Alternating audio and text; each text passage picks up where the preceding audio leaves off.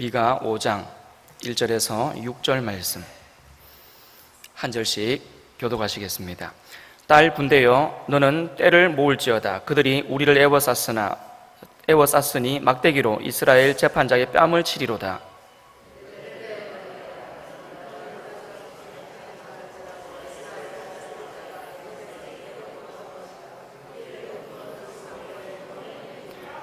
그러므로 여인이 해산하기까지 그들을 붙여두시겠고 그 후에는 그의 형제 가운데에 남은 자가 이스라엘 자손에게로 돌아오리니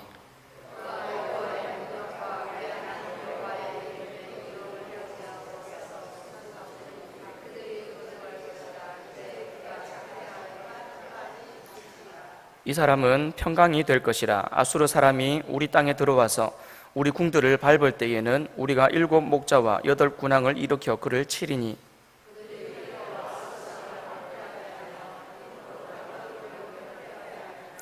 아수르 사람이 우리 땅에 들어와서 우리 지경을 밟을 때에는 그가 우리를 그에게서 건져내리라. 아멘. 군대에서 지휘관이 누구냐, 이거는요 굉장히 중요한 문제입니다. 어떤 지휘관이 부임하느냐에 따라서 그 부대의 분위기가, 사기가 완전히 달라지기 때문에 그렇습니다. 보통 부하들은 덕이 있는 지휘관들을 환영을 한답니다. 왜냐하면 그런 지휘관은 부하들을 다그치지 않고 사랑으로 잘 이끌어주기 때문이랍니다. 그런데 가끔 이 독한 지휘관들이 있습니다. 독한 지휘관들, 부하들을 들들 뽑습니다. 그리고 훈련을 많이 시키죠. 그렇게 해서 강한 군대로 그렇게 만들어 가려고 하는 겁니다. 근데 부하들이 진짜 싫어하는 지휘관이 있는데 싫어하는 지휘관은 그런 독한 지휘관을 싫어하지 않는답니다. 싫어하는 지휘관은 무능한 지휘관이랍니다. 무능한 지휘관들. 무능한 사람이 지휘를 맡게 되면 평소에도 되는 게 없답니다. 그런데 평소에도 되는 게 없을 뿐만 아니라 유사시에도 다른 모든 부하들의 목숨을 위태롭게 만든다죠. 그래서 무능한 지휘관을 싫어한답니다. 그런데 무능한 지휘관보다 또 더 위험한 지휘관이 있답니다. 부패한 지휘관이랍니다. 이런 사람은 부정부패를 일삼다가 자기가 망할 뿐만 아니라 자기 부하들까지도 이렇게 부정의 길로 끌어들이는, 그래서 같이 망하게 되는 그럴 가능성이 많다고 합니다. 이게요 군대 얘기뿐만 아니라 이스라엘 지역에도 마찬가지였습니다. 저를 보세요. 저를 보세요. 이스라엘도 마찬가지였습니다. 이스라엘이라고 하는 나라는 이 왕이 어떤 왕이냐에 따라서 그 나라가 이렇게 저렇게 좌지우지되곤 했었습니다. 왕이 하나님의 말씀에 붙들려서 말씀 앞에 헌신하고 믿음으로 정치를 잘 해나가면 그 나라가 처음에는 잠깐 어렵기도 하고 좀 힘들 수도 있었지만 결국은 하나님께서 그 백성들을 복의 길로 이렇게 인도를 하셨습니다. 그런데 왕이 믿음이 없어서 우상을 섬기고 세상을 따라가면 당장은 좀 괜찮은 것처럼 보였어도 결국은 망하는 길로 걸어가게 됐던, 그게 이스라엘의 역사였습니다. 그래서 지금 이스라엘이 망하는 길로 걸어가고 있는 겁니다. 왕이 하나님을 신뢰하기보다는 당장 눈에 보이고 손에 잡히는 세상의 물질, 세상의 힘, 그런 것들을 더 소중하게 여기고 그런 것들을 쫓아가다 보니까 점점 이스라엘이라고 하는 이 나라가 하나님으로부터 멀어지게 되고, 하나님으로부터 멀어지다 보니까 당장 그들이 손에 잡으려고 하는 돈은 조금 더 생길지 몰라도, 힘은 조금 더 얻었을지 몰라도 결국 그 나라는 망하는 나라로 점점 망해져 가는 거죠. 그래서 이스라엘이 망합니다. 북이스라엘과 남유다가 각각 아수르와 바벨론에 의해서 철저하게 짓밟히고 포로로 끌려가고 흩어지게 되는 거죠. 근데 이런 상황에서 하나님께서 그 나라 가운데 진짜 지도자, 새로운 지도자를 보내어 주시겠다라고 말씀해 주시는 겁니다. 그러니까 지도자가 엉뚱한 것을 붙잡는 바람에 그 나라가 망했거든요. 그러니 그런 지도자가 아니라 진짜 새로운 지도자를 보내어 주시겠다라고 말씀을 하시는데, 그분은 철저한 사랑의 목자였고 충성된 목자이기 때문에 백성들을 위험으로부터 지켜주시고 또한 안전하게 보호해 주실 것이다 라고 예언이 되어 있는 거죠. 이 예언된 분이 바로 메시아입니다. 예수 그리스도, 이 땅에 오시는 예수님이시죠. 오늘 본문 말씀을 보시면 예수님이 태어나실 장소가 유대 땅 베들레헴이라고 이렇게 나와 있습니다. 베들레헴이라고 하는 이 지역이 이렇게 언급이 되고, 이 본문 말씀이 많은 성경학자들 사이에서 메시아가 온다면 바로 이렇게 예언된 베들레헴에서 오실 것이다라는 것이 많이 알려져 있었습니다. 그러다 보니까 실제로 예수님께서 이 땅에 오셨을 때, 베들레헴에서 태어나셨을 때에 동방에서 이렇게 동방의 별을 연구하는 박사들이 그 별을 보고 예수님을 찾아오다가 결국은 이 예루살렘으로 들어가서 헤롯에게 찾아가서 왕으로 오신 이가 어디 계시냐라고 물어보는 이런 일들이 일어났던 겁니다. 그런 일이 일어났을 때에 예루살렘에 들어가서 당연히 이 동방의 박사들은 왕으로 오셨으니까 예루살렘 수도에서 태어나셨겠지 생각하고는 예루살렘으로 찾아와서 헤롯에게 찾아가서 어디 있느냐라고 물어보게 됐죠. 그때에 헤롯이 선지자들을, 서기관들을, 그리고 제사장들을 불러서 메시아가 어디서 나시느냐라고 물어봤을 때에 그때 이 서기관들이나 제사장들이 당연히 이 본문 말씀에 근거해서 왕으로 오시는 그분은 베들레헴, 유다 땅 베들레헴에서 오실 것입니다라고 대답을 해줬던 겁니다. 그러니까 이 동방 박사들이 별을 보고 찾아오다가 베들레헴으로 가지 않냐고 예루살렘으로 온 겁니다. 그리고 예루살렘에 와서 헤롯에게 물어봤고 헤롯이 알아보니까 베들레헴이라고 하는 지역이 딱 나왔던 거죠. 그래서 베들레헴에서 살고 있었던 그 당시 2살 이하의 남자애들은 전부 다 죽임을 당하게 되는 겁니다. 예수님께서 이 땅에 영원한 우리의 새로운 지도자로 오실 것이다. 그것이 바로 이 미가에 나와 있는 예언된 새로운 지도자에 대한 이야기였습니다. 자, 이 내용을 우리가 머릿속에 두고 오늘 이 본문 말씀을 좀 더 우리가 자세히 살펴보려고 합니다. 1절을 보면요, 딸 군대여 그러죠. 딸 군대여 너는 때를 모을지어다. 그들이 우리를 애워쌌으니 막대기로 이스라엘 재판자의 뺨을 치리로다 라고 나옵니다. 딸 군대랍니다. 유다 백성을 향해서 딸 군대여라고 부르고 있습니다. 여러분, 딸 군대라는 이 표현은 굉장히 특이한 표현입니다. 왜냐하면 딸하고 군대하고는 왠지 좀 어울리지 않기 때문에 그렇습니다. 물론 군대에도 여자들이 있습니다. 그리고 실제로 군대에서의 어떤 일들은 남자보다 여자들이 좀 더 잘하기도 합니다. 그리고 점점 여군들도 많아지는 추세라고 하죠. 그래서 군대가 반드시 남자들만 가는 데라고 말하기는 좀 힘듭니다. 그런데 그럼에도 불구하고 군대 하면요, 이건 전쟁을 해야 되고 싸워야 됩니다. 그런 측면에서 생각한다면 분명히 군대는 여자보다는 남자가 조금 더 적합한 것은 사실입니다. 저한테 남녀 차별한다 그러지 마십시오. 어쩔 수 없는 이 현실입니다. 남자들로 이루어진 군대하고 여자들로 이루어진 군대가 싸우면요, 아무래도 남자 군대가 이길 확률이 훨씬 더 많습니다. 그런데 이 미가 선지자는 유다 백성들을 향해서 딸 군대여라고 부르고 있는 겁니다.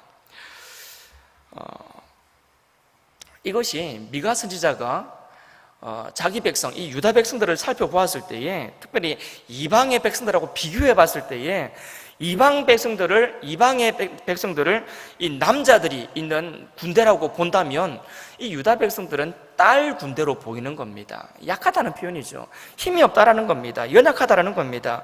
그렇기 때문에 딸 군대로서는 이 남자 군대를 싸워서 이길 수가 없는 겁니다.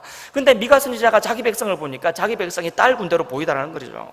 그래서 딸 군대여라고 이렇게 부르고 있는 겁니다. 왜 이 유다 백성을 딸 군대라고 했었고, 이 딸 군대가 결국은 이 남자들로 구성되어 있는 군대와 싸워서 이기려면 어떻게 해야 되는가? 이것이 굉장히 사실은 중요한 내용입니다. 사사기를 보면 드보라라고 하는 여자 사사가 나옵니다. 이 드보라가 이스라엘을 지도하고 있을 그때에 이 시스라라고 하는 사람이 철병거 900대를 거느리고 군대를 만들어서 쳐들어오는 때가 있었습니다. 그때에 드보라가 그들을, 이 시스라의 군대를 막아냈던 방법이 있습니다. 힘으로 막아내지를 않았습니다. 하나님 앞에 기도해서 막아냈습니다. 북쪽 이 이스라엘 평지에는 비가 오면 이 진흙구덩이가 많이 생긴답니다. 진창 이런 것들이 많이 생기는데 드보라가 기도했을 때에 이 시스라의 많은 그 병거들이 전부 다 이 진흙구덩이에 다 빠져버렸습니다. 그리고는 거기서 꼼짝도 못하게 되고 결국은 전쟁에서 패하게 됩니다. 전쟁에서 패한 시스라가 도망치다가 이방 여인 야엘이라고 하는 여인의 집에 들어갑니다. 그리고 거기서 잠깐 쉽니다. 그냥 거기서 마음을 풀어버리고 푹 잠이 들어버립니다. 그리고 그때 이 이방 여인 야엘이라는 여인이 이 시스라의 머리에 말뚝을 박아서 죽여버립니다. 군대가 패한 것도, 그리고 이 시스라 장군이 죽은 것도 힘으로 싸워서 이기거나 힘으로 죽인 것이 아니었습니다. 기도해서 승리했고, 이 여인이 특별한 어떠한 방법을 통해서 그 남자를 죽여버렸던 거죠. 힘으로 싸우는 평범한 방법으로는 이길 수 없었습니다. 그런데 하나님께서 도와주셔서 그러한 특별한 방법으로 싸워서 이길 수가 있었던 겁니다. 여러분, 이게 유다 백성을 딸 군대라고 부르시는 또한 이유 중에 하나입니다. 유다 백성들의 힘으로는 어떤 전쟁도 싸워서 이길 수가 없었습니다. 그런 상황에서 그들은 연약하기 짝이 없지만 연약하기 때문에 힘으로 싸워서 이길 수 없기 때문에 하나님 앞에 매달려야만 했습니다. 하나님 앞에 구해야만 했습니다. 하나님이 이 전쟁 좀 싸워달라고, 하나님이 지켜달라고 하나님 앞에 구해야만 했죠. 그래서 힘으로는 결코 싸워서 이길 수 없는 딸 군대 같은 연약한 존재지만 하나님께서 붙잡아 주시면 싸워서 이길 수 있는 군대, 여러분, 이게 딸 군대였던 겁니다. 그래서 하나님 앞에 기도하고 하나님 앞에 매달리면서 하나님의 도우심을 날마다 간구할 수밖에 없었던 그러한 연약한 존재들, 그들이 바로 유다 백성, 딸 군대 같은 유다 백성들이었습니다. 여러분, 이거는 우리도 마찬가지 아닙니까? 우리도 딸 군대 같은 존재입니다. 연약한 존재라는 얘기입니다. 스스로를 우리가 그러한 연약한 존재인 걸로 인정을 하셔야 됩니다. 내 힘으로 싸워서 이길 수 있는 것처럼, 내 힘으로 싸워서 날마다 승리할 수 있는 것처럼 그렇게 착각하면서 살아간다면 우리는 날마다 질 수밖에 없습니다. 실패할 수밖에 없습니다. 그런데 나 스스로를 딸 군대로 인정하고 나는 참 연약한 존재인 것을 인정하며 하나님 앞에 기도하면서 하나님이 나에게 승리를 달라고, 하나님이 나를 도와달라고 그렇게 기도하며 하나님을 주인으로 모시고 살아갈 때에, 그때에 우리는 승리할 수가 있는 거죠. 앞서 군인들이 싫어하는 위험한 지휘관이 무능하고 부패한 지휘관이라고 이야기를 했었습니다. 이스라엘 백성들이나 유대 백성들에게 가장 무능한 지휘관은 하나님을 의지하지 않는 지휘관이었습니다. 그게 무능한 지휘관이었고 부패한 지휘관이었습니다. 이스라엘을 다스리는 왕이라면 하나님을 의지해야만 했었고 하나님이 말씀하시는 하나님의 법과 도를 따라야만 했습니다. 그게 유능한 지휘관이었습니다. 근데 이스라엘의 왕으로 있으면서도 불구하고 하나님을 섬기지 않았고 하나님을 의지하지 않았고 하나님의 도를 지키지 않았다면 그 사람이 바로 가장 무능하고 부패한 지휘관이었던 거죠. 이런 사람들이 실제로 잠깐 동안은 시대적인 감각을 가지고 있는 것처럼 보이기도 합니다. 굉장히 현실에 밝은 것처럼 보이기도 합니다. 그런데 결국은 이 신앙 공동체를 무너지게 만들고 망하게 만들었던 그러한 무능하고 부패한 지도자였던 겁니다. 이스라엘과 유다가 망했던 이유도 이런 지도자가 그 나라를 이끌어갔기 때문에, 그래서 망하게 됐던 거죠. 그래서 하나님이 말씀하시는 겁니다. 이스라엘에 새로운 지도자를 보내주겠다. 2절을 한번 보십시오. 2절을 보시면요, 베들레헴 에브라다야, 너는 유다 족속 중에 작을지라도 이스라엘을 다스릴 자가 내게서 내게로 나올 것이라. 그의 근본은 상고의 영원에 있느니라 라고 말하고 있죠. 이스라엘을 다스릴 새로운 지도자, 그 지도자들을 보내주겠다라는 겁니다. 그런데 그 지도자를 소개하는 내용이 참 놀랍습니다. 그의 근본은 상고에 영원에 있느니라 라고 말하고 있습니다. 태초부터 영원에 계시는 분이라는 거죠. 결코 인간일 수가 없는 겁니다. 그래서 하나님의 아들 예수 그리스도, 즉 메시아에 대한 내용이라고 우리는 확신할 수 있는 겁니다. 그렇다면 왜 굳이 영원 전부터 계신 하나님의 아들이 이 땅에 왕으로 오셔야 되는 겁니까? 왜 하나님이 이 땅에 오셔야만 하느냐, 그 얘기입니다. 그냥 하나님의 말씀에 순종하지 않는 지휘관 때문에 그 나라가 망했다면 이번에는 하나님의 말씀에 순종 잘하는 사람을 세우면 될 거 아니냐 이거죠.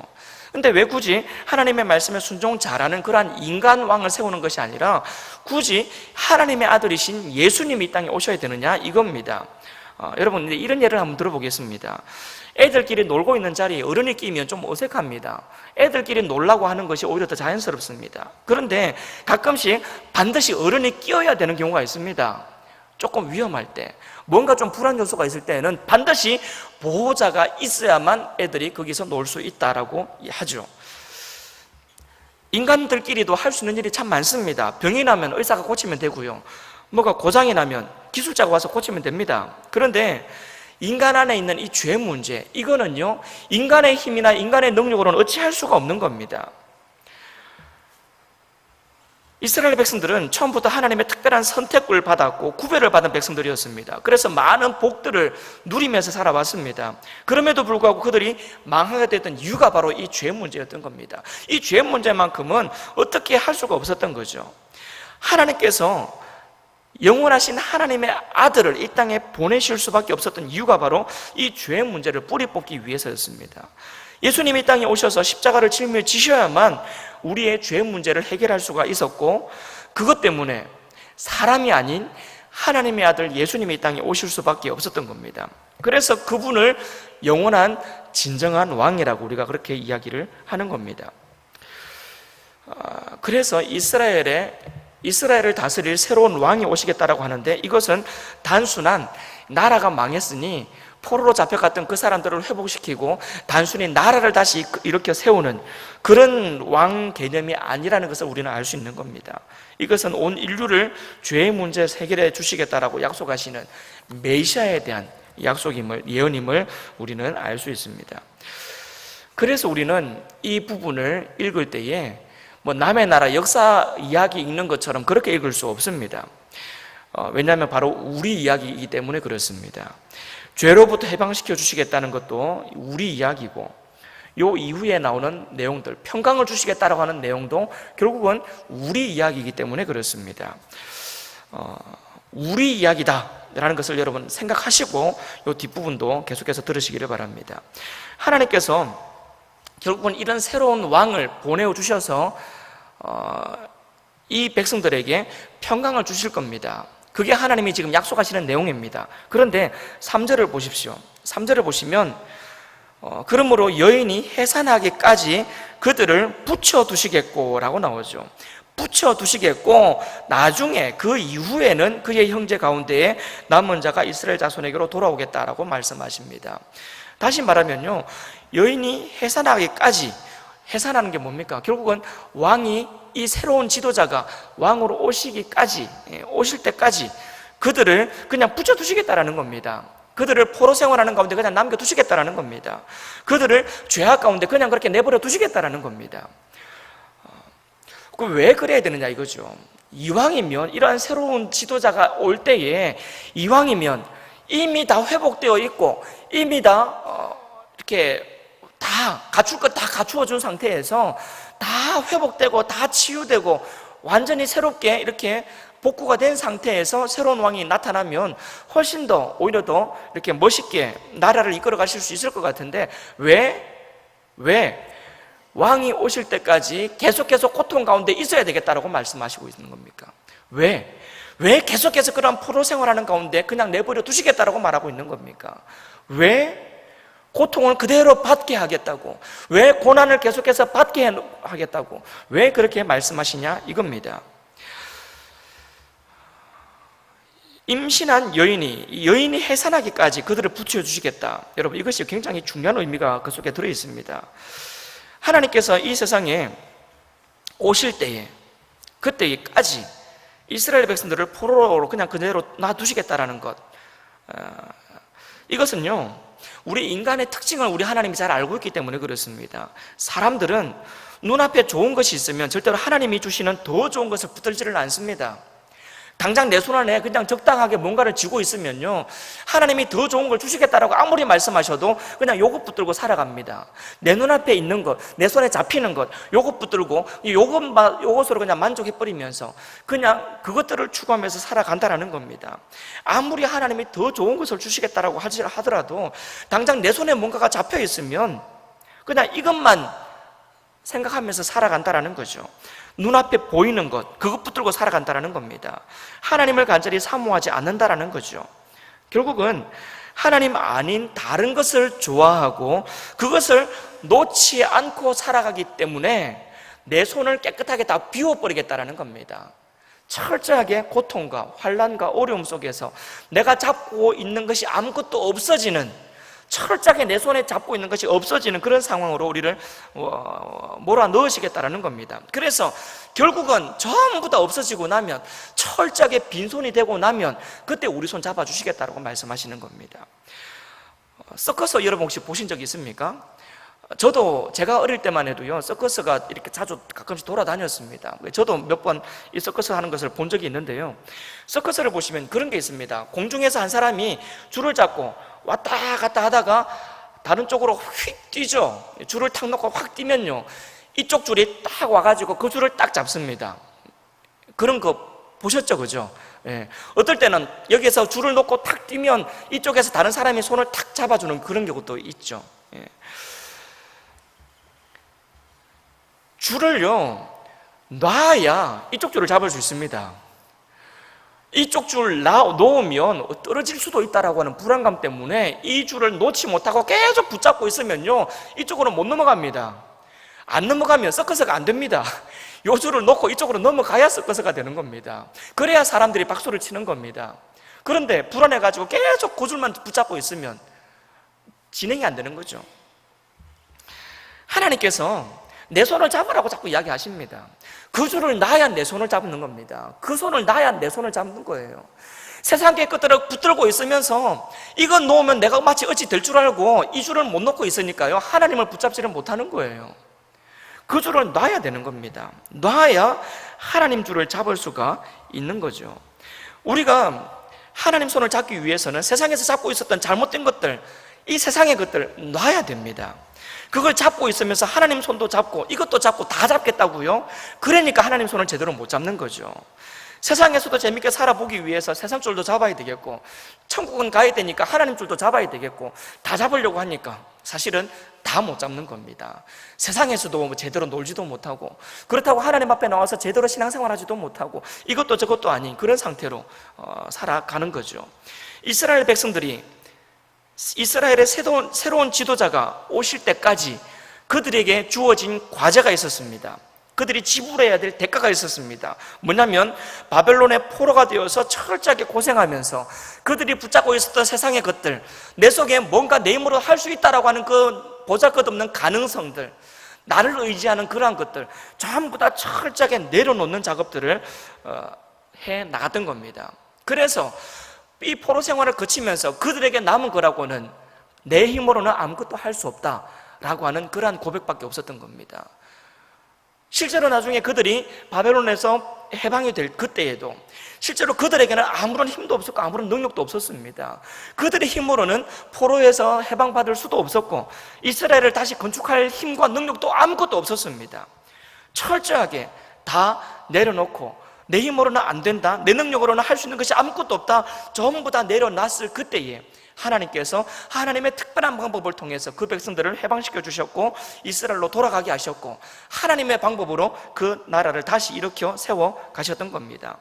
여러분 혹시 지금 살아가면서 너무 나는 힘들다, 너무 처절하게 고통스럽다, 내가 그동안 붙잡고 있었던 모든 것들 다 나를 떠났다, 혹시 여러분 그런 것 때문에 낙심하고 계신 분은 없는지 모르겠습니다.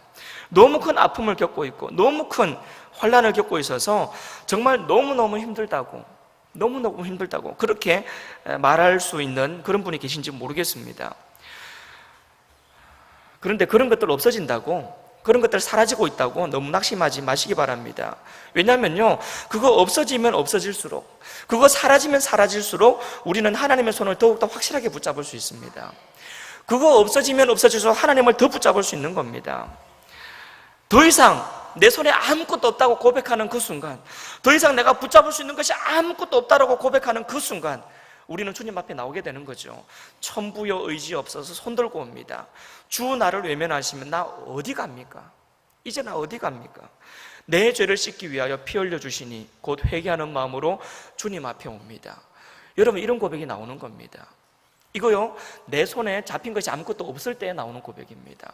내 손에 더 이상 쥐어져 있는 것이 아무것도 없을 때에 나오는 고백입니다. 주님이 나를 박대하시면, 주님이 나를 외면하시면 나 더 이상 어디 가란 말입니까? 주님 앞에 나옵니다. 주님이 나를 붙잡아 주십시오. 그래서 우리는 내 손에 있는 것들이 하나하나 떠난다 할지라도, 내가 누리던 많은 것들이 하나하나 나를 떠난다 할지라도 염려하지 않을 수 있습니다. 내 손이 비면 비일수록 더욱더 주님의 손을 꽉 붙잡을 수 있기 때문입니다. 그리고 주님의 손을 꼭 붙잡는 것이 진짜 행복을 누릴 수 있는 방법이기 때문에 그렇습니다. 5절을 보니까요, 이 사람은 평강이 될 것이랍니다.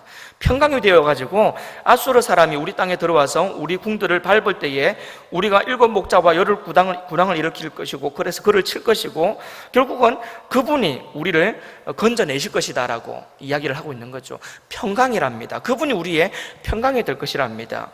새로 오실 그분, 내가 새롭게 붙잡을 그분이 곧 우리에게 평강을 주시겠다라는 겁니다. 그런데 여러분, 이 시점에서 왜 평강을 이야기하고 있을까요? 왜 평강을 이야기하고 있겠습니까? 이게 단순하게 포로에서 해방이 됐기 때문에 평강을 이야기하는 것이 아닙니다. 그분은 우리에게 단순한 눈에 보이는 우리 육신의 일들로부터 우리를 해방시켜 주시는 그런 분이 아니라, 아까도 이야기한 것처럼 우리를 죄로부터 해결해 주실, 죄로부터 우리를 해방시켜 주실 메시아이시기 때문에 그렇습니다. 그래서 죄의 문제를 해결해 주실 것이기 때문에 우리에게 평강을 주신다는 거죠. 이 평강은 결국은 하나님과 우리 사이에 있는 평강입니다. 하나님 때문에 얻을 수 있는 평강입니다. 단순하게 맛있는 거 먹는다고 누리는 평강이 아니고, 좋은 집에서 생활하고 좋은 차 타고 다닌다고 평강을 누리는 것이 아니고, 이건 죄가 해결되었을 때에만 누릴 수 있는 평강입니다. 하나님과 우리 사이를 갈라놓던 게 죄거든요. 근데 예수님께서 이 땅에 오셔서, 우리의 왕으로 오셔서 십자가에서 죽어주심으로 이 죄의 문제를 깨끗하게 해결해 주시니까 이제는 우리가 더 이상 하나님과 우리와의 관계가 원수 관계가 아닌 겁니다. 하나님과 우리와의 관계, 그 속에 예수님이 왕으로 오셔서 화목 제물이 되신 겁니다. 그래서 죄의 문제를 해결해 주셨다는 거죠. 그래서 하나님 안에서 우리는 온전한 평강을 누릴 수 있게 된 겁니다. 이 평강, 세상은 절대 줄 수 없는 평강이고 세상은 알 수도 없는 평강입니다. 이 평강을 우리가 예수님 때문에 누리고 살아가게 되는 거죠. 여러분, 이 평강 뭐하고 바꾸시겠습니까? 돈하고 바꾸시겠습니까? 집하고 바꾸시겠습니까? 차랑 바꾸시겠습니까? 아니면 지위나 명예로 바꾸시겠습니까? 그거 다 누리면서 불행하게 살아가는 것보다 그 평강 누리면서 하나님 안에서 살아가는 것이 훨씬 복된 삶인 줄을 여러분 고백하시기를 간절히 바랍니다. 설교를 마무리하려고 합니다. 여러분, 우리는 연약한 사람입니다. 딸 군대 같은, 하나님께서 도와주시지 않으시면 결코 스스로의 힘으로는 강한 적들과 싸워서 이길 수 없는 그러한 연약한 우리들입니다. 그래서 하나님의 도우심이 필요합니다. 절대적으로 필요합니다. 하나님의 그러한 도우심을 제대로 얻기 위해서는 어째야 됩니까? 내 손에 있는 것들 내려놔야 됩니다. 내 손에 있는 것들 내려놓고 빈손으로 우리 주님 손을 꼭 붙잡아야 됩니다. 주님 손을 꼭 붙잡을 그때 우리 주님이 우리의 주인이 되시고 우리의 왕이 되셔서 우리를 바른 평강으로, 온전한 평강으로 인도해 주실 줄로 믿습니다. 이 평강, 이 땅에서도 누리고 살아갈 수 있는 그러한 저와 여러분 될 수 있기를 주님의 이름으로 축복합니다. 기도하겠습니다. 하나님, 감사합니다. 세상의 것들을 움켜쥐고 살아가느라고 하나님을 붙잡지 못했던 그러한 어리석은 우리의 모습이 있었음을 고백합니다. 하나님, 그러한 가운데 내 손에 쥐고 있는 것들이 점점 없어진다고, 내 손에 붙잡고 있는 것들이 점점 사라진다고, 그것 때문에 염려하고 걱정하면서 불안해했던 우리들의 모습이 있었음을 고백합니다. 하나님, 그러한 우리의 모습 용서하여 주시옵소서. 내 손을 비게 만들어서 우리 주님의 손을 꼭 붙잡을 수 있는 우리의 삶이 되게 하여 주옵소서. 하나님을 감사하고 하나님을 찬송하면서 우리 주님의 손을 더 꼭 붙잡을 수 있기를 위해서 노력하고 애쓰는 우리의 삶이 되게 하여 주옵소서. 특별히 특별히 우리의 모든 죄악된 모습들을 깨끗하게 용서하시고 사해 주시고 하나님과 우리 사이에 평강을 더해 주신 그 주님을 우리가 붙잡고 믿음으로 의지할 수 있도록 도와주옵소서. 그 주님 손 꼭 붙잡고 이 땅에서도 승리하는 삶을 살아갈 수 있도록 주여 도와주옵소서. 그래서 세상이 줄 수 없는, 세상은 알 수도 없는 하늘의 평강을 누리고 살아가는 성도의 삶이 되게 하여 주옵소서. 감사드리며 살아계신 예수님의 이름으로 기도합니다. 아멘.